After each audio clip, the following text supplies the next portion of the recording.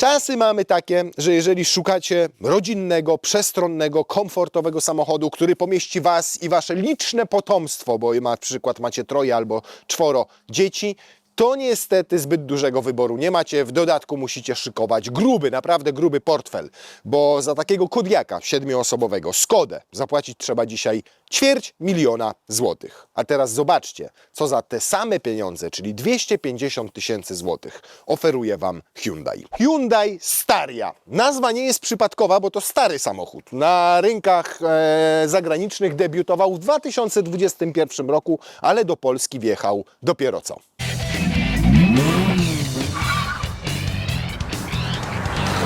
I dobrze, że wjechał, bo takich samochodów mamy teraz w Europie jak na lekarstwo. Generalnie wszyscy skończyli produkować minivany, a zaczęli produkować SUV-y, nawet w wersjach 7-osobowych. Oczywiście mamy takie samochody jak choćby Toyota ProAce osobowa, jak choćby Mercedes Vito albo Mercedes V-klasa, które też są osobowe, tylko to są samochody zbudowane na bazie tych do przewozu ziemniaków, czyli na dostawczakach dorzucono do nich fotele, trochę lepsze wyposażenie, trochę ekskluzywniejsze materiały i to wszystko. Natomiast tutaj mamy samochód zbudowany na platformie do samochodów osobowych. Tej samej, na której jest na przykład zrobione Santa Fe i tej samej, na której zbudowana jest Hyundai Sonata, który jest niedostępny w Europie. Czyli to jest po prostu klasyczny minivan. Ogromny, bo ma 5 metrów 25 centymetrów długości, bo rozstaw osi to prawie 3 metry 20 centymetrów, szerokość to 2 metry, wysokość 1,99 m. To jest nieprawdopodobnie wielki samochód, na zdjęciach tego nie widać, a te 5,25 oznacza, że jest dłuższy nawet od tak zwanego nowego multivana, który też jest zrobiony na bazie osobówki, bo to jest ta sama platforma, która jest w Golfie, tylko odpowiednio wydłużona z poszerzonym rozstawem kół. Więc wow, pod względem gabarytów absolutny... wyłączę, co? Skoro się włączył, to od razu powiemy też o silniku, ponieważ on również pochodzi z osobowych modeli Hyundai'a i Kii. Silnik o pojemności 1,6 litra turbo doładowany, który generuje 160 koni mechanicznych, ale oprócz niego mamy tu również silnik elektryczny, czyli mamy hybrydę klasyczną o mocy 225 koni mechanicznych i 367 Nm. Ten silnik elektryczny jest tutaj w jednym dzwonie ze skrzynią biegów, klasyczną, automatyczną, kinetyczną, 6-biegową. Cała moc ląduje wyłącznie na przedniej osi, natomiast na rynkach zagranicznych auto występuje jeszcze w 2 wersjach napędowych. Jedna diesla, druga z V6 benzynową i mają one też, mogą mieć napęd na 4 koła. Tutaj, tak jak powiedziałem, hybryda z napędem na przednią oś, hydrokinetyczna, klasyczna, automatyczna skrzynia biegów, 5 metrów 25 centymetrów długości i stylistyka, jakby to powiedzieć, karawanu trochę z jednej strony. Na zdjęciach wygląda lepiej niż na żywo. Muszę tak odważnie stwierdzić i powiedzieć. Owszem, futurystycznie, bardzo duże, płaskie powierzchnie. Płaski tutaj, płaski tu, mocno ścięty tył. Możemy policzyć jak chcecie. Nie chce mi się liczyć to, ile tutaj jest tych diod LEDowych, natomiast jest ich od groma. Co tam, ja nie policzę. 1, 2, 3, 4. 3 days later. 6, 4. 64, bo to już są odblaskowe. 64 razy 5. To ze sami policzcie, ile to jest. Najlepszy wynik i pierwsze miejsce w tej konkurencji Ewa. Z przodu też są diody LED i ten przód jest najbardziej taką futurystyczną i charakterystyczną częścią tego samochodu, ponieważ tutaj mamy LED do jazdy dziennej, pas świetlny po środku i znowu LED do jazdy dziennej, a właściwe reflektory tutaj zamontowano i mają 1, 2, 3, 4, 5, 6 takich dużych diod LED, które odpowiadają za światła drogowe i światła mijania. I generalnie z przodu patrzycie i mówicie: ja jebie, to jest samochód, który będzie produkowany dopiero za 10 lat. Ale tak jak powiedziałem, jest produkowany od 2021 roku, a do Europy zawitał dopiero co. Jedna, jedyna wersja, jeżeli chodzi o wyposażenie tej wersji 7-osobowej, bo taką mamy. Interesujące również wydaje się to, że występuje w 2 odmianach, jeżeli chodzi o pojemność wnętrza, bo jedna to jest wersja 9-osobowa, transportowa, taka pomyślana typowo, nie wiem, jako taksówka choćby, jeżeli potrzebujecie przewieźć więcej osób, taki wóz do transportu dużej ilości osób. Tam jest kilka wersji wyposażenia, są też trochę inne kolory. Felgi za każdym razem są dużo mniejsze i pokracznie i śmiesznie wygląda to auto, bo trochę jak na kółkach od taczki. Natomiast tutaj nasza wersja to jest 7-osobowa, tylko jedna wersja wyposażenia Luxury. Ma już większe felgi, może mieć tylko pakiet miedziany darmowy w opcjach, czyli takie lustereczko miedziane i tutaj takie miedziane wykończenie. Trochę przy czarnym kolorze to miedziane wykończenie ginie, jakbyśmy mieli samochód biały albo szary, albo srebrny. To zdecydowanie te miedziane elementy lepiej by wyglądały, natomiast nie wymagają dopłaty, w standardzie są czarne po prostu. Wszystko, co możecie dokupić, to pakiet Sun, który ma szyberdach plus taką szklaną powierzchnię tutaj z tyłu. Zobaczycie, jak to w środku wygląda, bo auto ma 2 metry, więc daj silny, może ja pokażę. Widzicie? Tak to wygląda. Potem w razie czego w środku jeszcze raz zostanie pokazane. I z opcji, no to lakier dodatkowy za 5 koła i to wszystko, tak? To reszta jest w standardzie. W standardzie są nawet, zobaczcie, jak nisko poprowadzone linie okien. Wygląda jak akwarium. Te okna są gigantyczne. Co prawda tutaj to jest taka szyba rzeczywiście, natomiast samo okno jest jedno tutaj, a drugie jest w tym miejscu. No i tutaj wygląda to podobnie, czyli te podszybia są gdzieś tutaj za tym ciemnym, za tym wyciemnionym. Tam mamy normalnie obicie, ale zastosowano całe szkło, żeby po prostu ładniej wyglądał. Bagażnik. No więc, moi drodzy, bagażnika nie ma tu wcale. 5 metrów 25 centymetrów samochodu i zero bagażnika. Nic tutaj nie wejdzie. Kosmetyczka najwyżej, parasolka, ewentualnie jakaś siateczka z zakupami i to wszystko.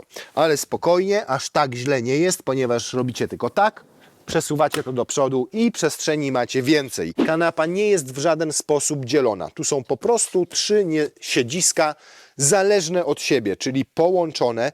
To już jest maksymalnie przesunięta kanapa tam do przodu. Można, to co można zrobić, to można regulować w niej pochylenie oparcia. Tak jest maksymalnie, tak jest bardziej spionizowane. No powiedzmy, że ustawimy to gdzieś tak, żeby było wygodnie tym, którzy tam siedzą, ale jednocześnie, żebyśmy nie mieli tutaj tak pochylonego, że nie wejdą nam walizki.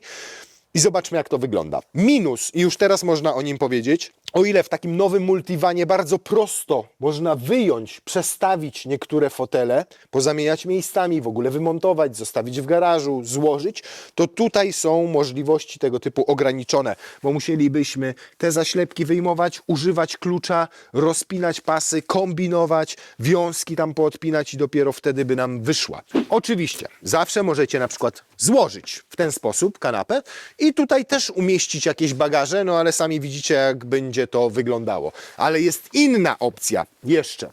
Jeżeli nie wieziecie nikogo tutaj na tej tylnej kanapie, to pociągnięcie tego przycisku powoduje, że to nam pojechało do góry, jakby się złożyło siedzisko i tam mamy dodatkową przestrzeń na bagaże. Potem Wam pokażę bliżej, jak to wygląda od tamtej strony, ale to oznacza też, że walizki pakujecie nie tędy, tylko walizki musicie pakować przez drzwi boczne. Dobra, zobaczmy przy takim ustawieniu. 7 osób jedzie tam w środku, maksymalnie przesuniętą mamy tę kanapę, a w zasadzie trzeci dzień rząd siedzenia.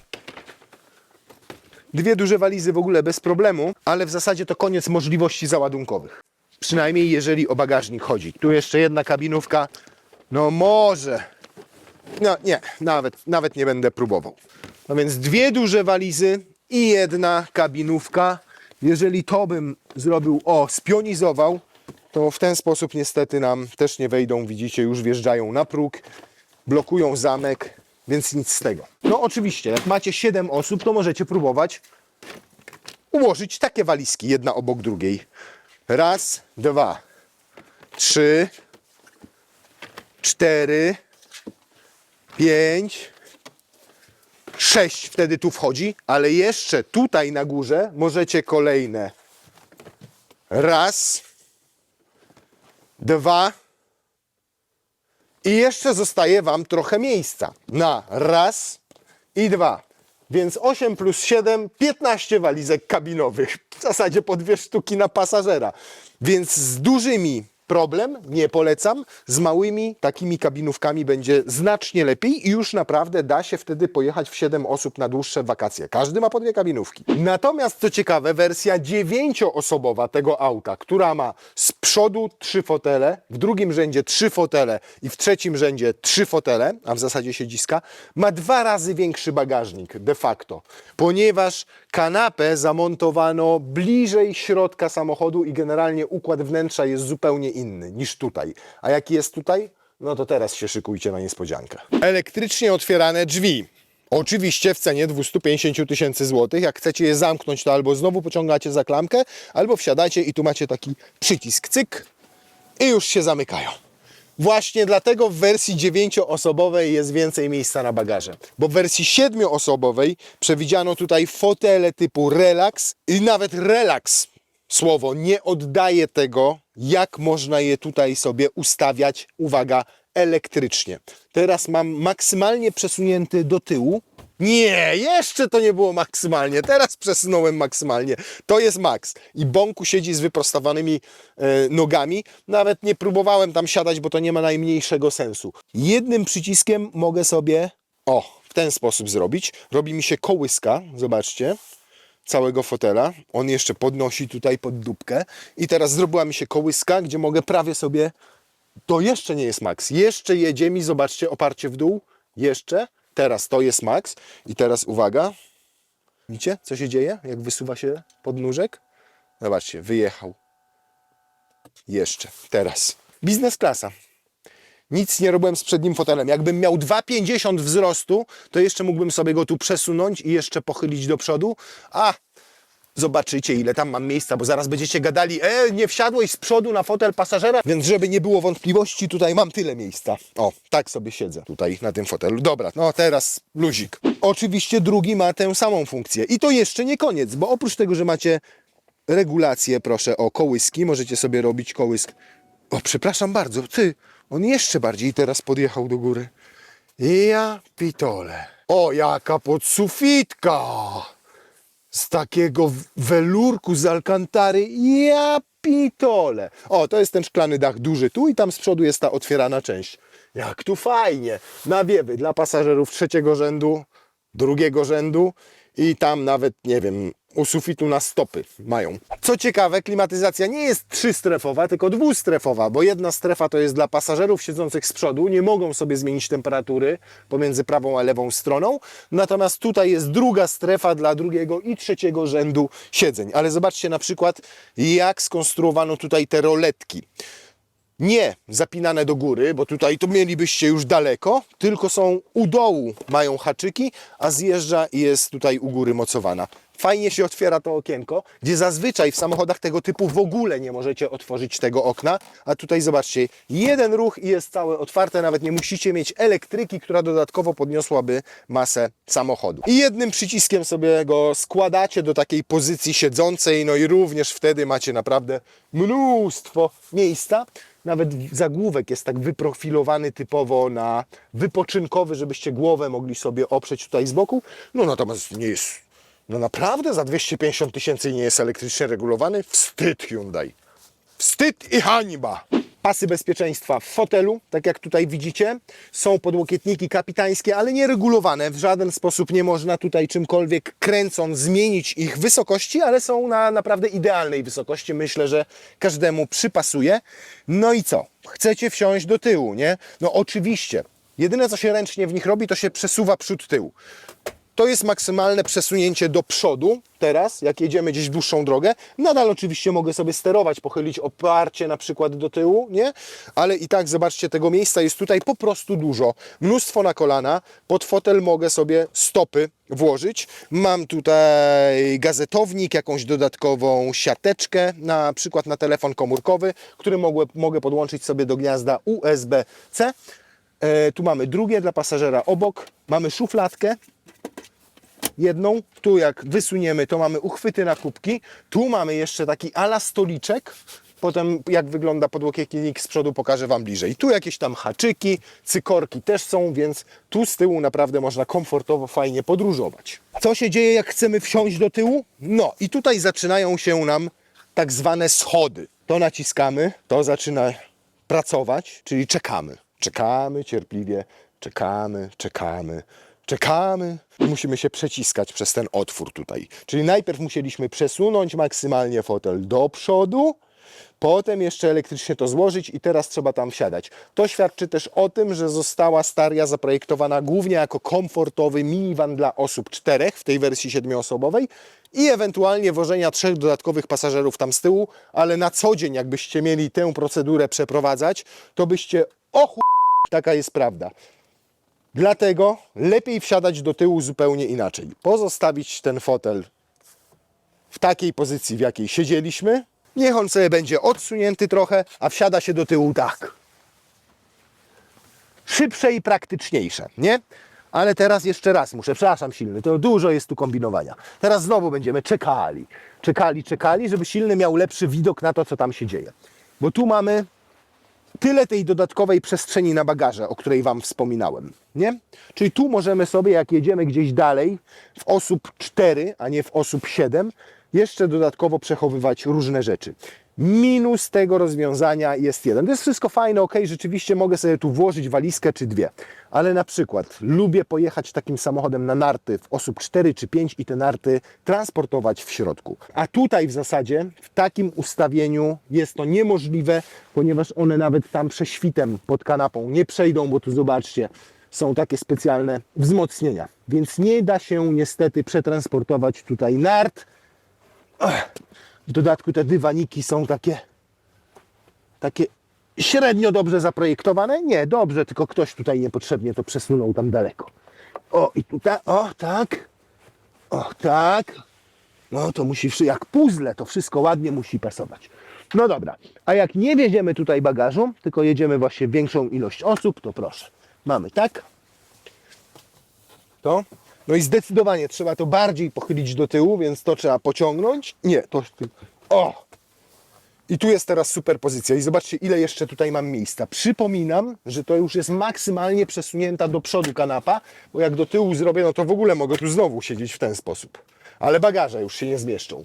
Więc umówmy się, przesuwamy maksymalnie do przodu. Tutaj z tyłu, owszem, sporo takiego plastiku i to uginającego się, no ale nie można wymagać od takiego auta za 250 000 złotych, żeby jeszcze tutaj może skórą było wyłożone. Natomiast 2 uchwyty na kubki, jakiś sortownik na szpargały, znowu kolejna żaluzyjka, żeby dzieciakom tutaj nie świeciło za bardzo słońce i nawet te boczne szyby są uchylane. Jak się któreś źle poczuje, to żeby akurat w tą szparę pawia puścić, bo zanim wysiądzie przez ten fotel, to chwila czasu może minąć. I do tego nawet pasażerowie w trzecim rzędzie mają 2 gniazda USB-C po jednej i po drugiej stronie. No naprawdę 250 000 złotych. Natomiast jedną rzecz musimy wytknąć, mianowicie ISOFIXy są tylko na 2 fotelach, na tym i na tym. Więc jeżeli na przykład macie 3 albo 4 małych dzieci, bo nie wiem, urodziły Wam się, jesteście takimi szczęściarzami, że 3 albo 4, no to musicie wybrać, których 2 bardziej kochacie i będą jeździli w ISOFIXie, a których 2 w razie czego, no cóż. Słuchajcie, ja powiedziałem Wam, że te podłokietniki w ogóle się nie regulują, ale skłamałem. Bo jak tak nim ruszacie, to on pracuje normalnie. Ale zobaczcie, co się zaczyna dziać, kiedy robię kołyskę. Ja pierdzielę, to dlatego nie muszą być regulowane, bo normalnie przy pochylaniu byłyby teraz w ten sposób. No wiadomo, że tak się nie położycie. One muszą mieć tam dodatkowy jakiś silniczek wbudowany, który powoduje, że cały czas są w tej samej pozycji. Skóra za to zajebista, nappa i tak mięciutka, tak przyjemna w dotyku. Zobaczcie, jakie przeszycia. Zobaczcie, tutaj jak to wygląda, tutaj na zagłóweczku, tutaj ta perforacja, tutaj pasek z takiej nieperforowanej. 250 000 złotych. Tutaj kieszonka, tutaj kieszonka, tutaj kieszonka. Tu jeszcze coś takiego na pierdoły. Fajnie zrobiono bardzo tę część, bo ja uwielbiam jechać w takim samochodzie i trzymać łokieć tutaj, tylko zazwyczaj mają twarde podszybie, a tutaj to podszybie zrobiono miękkie, szerokie, więc normalnie możecie jechać i w tym miejscu sobie trzymać łokieć, przez to, że dokładnie ma tak niską linię tutaj, nisko poprowadzone te okna, że w zasadzie jak jakaś dziewczyna jedzie tutaj w krótkiej sukience, to wy możecie siedzieć w Porsche 911 i będziecie to widzieli. Zacznijmy od rzeczy praktycznych. Jeden schowek wygumowany od spodu, żeby nie brzęczało. Drugi schowek wygumowany, żeby nie brzęczało. Tutaj uchwyt na kubek, tutaj drugi uchwyt na kubek, tutaj ładowarka indukcyjna. Tu jedna półeczka już nie wygumowana, tu druga półeczka też nie wygumowana. Tutaj półeczka też nie wygumowana. Tutaj oczywiście schowek dosyć głęboki. Tutaj zobaczcie jaki wielki, gigantyczny schowek. Tutaj dwa uchwyty dodatkowe na kubki, więc łącznie mamy ich 4. Raz, dwa, trzy, 4. Ta konsola tutaj nam się nie przesuwa w żadnym kierunku, ale jednocześnie jest tu na tyle dużo miejsca, że jak sobie złożę podłokietniki, to w ogóle przechodzę bez problemu na fotel pasażera, ale już na przykład do tyłu nie przejdę, chociaż co, ja nie przejdę, robię jeden duży krok i jestem tutaj z tyłu na przykład u dzieciaków, żeby zobaczyć co tam u nich. Natomiast nie muszę wcale do nich chodzić, żeby zobaczyć co tam u nich. Naciskam tutaj tylko jeden przycisk na kierownicy, proszę, mów teraz. Mówię teraz. Dzień dobry, drogie dzieci. Czy już się zwymiotowałyście tam w trzecim rzędzie? Nie dość, że je widzę dzięki kamerze, która jest zainstalowana tutaj, to jeszcze mogę do nich mówić. Rozpas z tyłu, czyli rozmawiaj z pasażerem z tyłu. I to szybciutko sobie mogę uruchomić tym skrótem tutaj na kierownicy. Petarda. Dzieci same jak chcą mi coś powiedzieć, to też mogą sobie tutaj to uruchomić. O, ten przycisk, taki, który jest przy tej kamerce. Ale chyba nie chcą ze mną rozmawiać, bo się przycisk nie chce uruchomić. Natomiast jak mówią coś, powiedzcie coś dzieci. Ja mówię coś, dzień dobry. No to ja też wtedy słyszę to tutaj z głośników z przodu. Zarąbiste rozwiązanie, bardzo praktyczne. Mniej zarąbiste są tutaj multimedia i ten panel, bo to żywcem wyjęte z Hyundai'a Tucsona sprzed liftingu, czyli ten panel dotykowy, stara wersja systemu multimedialnego. Żeby podłączyć Apple CarPlay albo Android Auto, to trzeba zrobić to przez kabel i to USB-B, a nie najnowsze USB-C, ale jest też USB-C tutaj w tym miejscu, na przykład pasażer może z niego korzystać. Dodatkowo jest jeszcze gniazdo zapalniczki, przez które możecie zasilić urządzenia do 180 W mocy. To oczywiście się zasłania i tu się robi taki stoliczek, bardzo solidne to jest, więc śmiało można coś na tym tutaj sobie położyć i zwracam uwagę na jakość wykonania. Nic tu nie trzeszczy, nic tu nie lata. Co ciekawe, mimo że to jest tutaj plastik wszędzie, to tutaj na przykład to jest dosyć miękkie i to jest mięciutkie i nawet ten kawałek tutaj jest mięciutki, a dopiero tutaj robi się takie bardziej plastikowe. Grzanie foteli, wentylacja foteli, różne tryby jazdy, Eco Sport albo Smart, podtrzymanie hamulca postojowego, wszystkie kamery jakie chcecie, średniej jakości. I jeszcze rzeczywiście sprzed paru lat, o tutaj widać z kim Urusek się najlepiej bawi. Jedna cofania, drugie 360 stopni, oczywiście można sobie zmieniać ich ustawienie. O proszę, nasza czarna Staria jest tutaj biała, ale widać całe otoczenie i można to sobie obracać. Cyfrowe zegary, oprócz tego nie są to zbyt duże ekrany, bo one mają tam 10 cali z drobnym kawałeczkiem. W dodatku ten panel dosyć daleko jest do niego, jak siedzicie, więc nawet żeby włączyć tutaj te przyciski, które są po prawej stronie, to musicie odkleić plecy od oparcia. Fotel kierowcy ma już regulację wysokości. W przeciwieństwie do tego pasażera ma regulację lędźwiów, tak jak powiedziałem, ma wentylację i troszkę za krótkie siedzisko, które nie ma podparcia pod uda wysuwanego, ale za to tutaj już są regulowane podłokietniki, więc jedna łapa tu, druga tu, nawet ciut wyżej, idealnie ręce na kierownicy i można jechać. No demon prędkości to nie jest, bo 225 koni na papierze wyglądają dobrze, ale pamiętajmy, że mamy tutaj 2 tony 250 kg samochodu do uciągnięcia. Za to zawieszeniowo jest naprawdę super. A to efekt tego, że mamy samochód zbudowany na bazie osobówki, co oznacza, że z przodu mamy kolumnę MacPhersona, a z tyłu mamy zawieszenie niezależne. Więc naprawdę nawet na takich drogach jak ta, to przy tej swojej długości, przy swojej masie, biorąc to wszystko pod uwagę, to całkiem przyzwoicie wybiera te nierówności. Oczywiście wiadomo, że to nie jest pneumatyka, nie? Natomiast i tak jak na taką lochę, jak na taką lorę, to jest nieźle i nawet sztywność nadwozia przy prowadzeniu jest wystarczająca. No wiadomo oczywiście, że on bardziej pracuje mu to nadwozie niż w SUV-ach, ale i tak jak na tego typu samochód to naprawdę jest w porządku, nigdzie nie dobiegają tutaj jakieś trzaski, tylko sprzęt silnego cały trzeszczy, buja się, szura. Wracając jeszcze do tego silnika. No nie możecie oczekiwać tutaj spektakularnych osiągów, po prostu, przez tą swoją masę 2 tony 250 kg. No i ładowność też tutaj nie jest spektakularna jak na 7-osobowego minivana, bo to 680 kg. Wersja 9-osobowa ma większą ładowność, natomiast tutaj nawet jeżeli na każdym fotelu posadzicie faceta, który waży 90 kg, to już niezbyt dużo Wam pozostanie zapasu na to, żebyście zabrali ze sobą bagaże. No generalnie poczucie takie tutaj z przodu za kierownicą, no to jest dokładnie takie, jakbyście jechali vanem. Ale naprawdę nie vanem zbudowanym na bazie samochodu dostawczego, bo tutaj bardziej się czuję jak w samochodzie osobowym. Owszem, mam ogromną tą połać tutaj deski rozdzielczej. Widzę wielką szybę przed sobą, swoją drogą dźwiękoszczelną, ale sama charakterystyka jazdy powoduje, że macie wrażenie kierowania samochodem osobowym, bardziej SUV-em. To po prostu wszystko działa tak, jak powinno działać, skręca samochód tak, jak skręcać powinien, pokornie wykonuje wszystkie polecenia, jakie mu wydajecie przy pomocy kierownicy. Świetna widoczność przez te boczne szyby, przez tą wielką tutaj, a nawet do tyłu po skosie jak patrzę.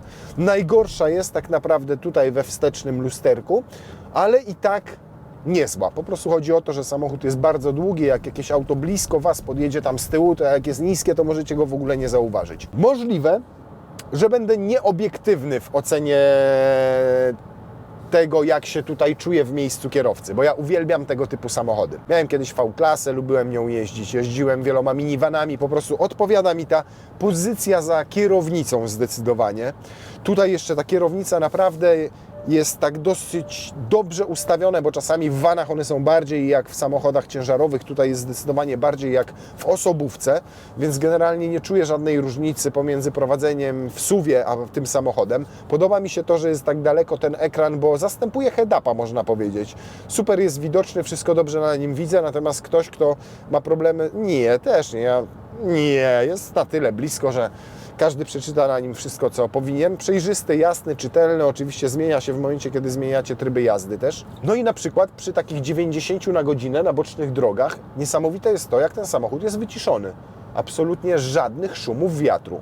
Czasami w minivanach już przy tych prędkościach te szumy wiatru potrafią być odczuwalne. Już potrafi być odczuwalny hałas w środku pochodzący od silnika, a tutaj ewidentnie bardzo dobrze to wszystko wygłuszono. Oczywiście jak wjeżdżacie w zakręt, to czujecie, że to jest masa, że to jest długi rozstaw osi, że to jest samochód, który ma 2 metry, wysoko środek ciężkości się znajduje w związku z tym, no i on się będzie w tych zakrętach przechylał, ale to też nie jest taki rodzaj przechylania, żeby powodował u Was jakiś dyskomfort, żebyście nagle jak przegniecie poczuli, przegiąłem pałę, zaraz będę leżał na boku. Nie, tak nie jest, natomiast czujecie, że on rzeczywiście tam pracuje.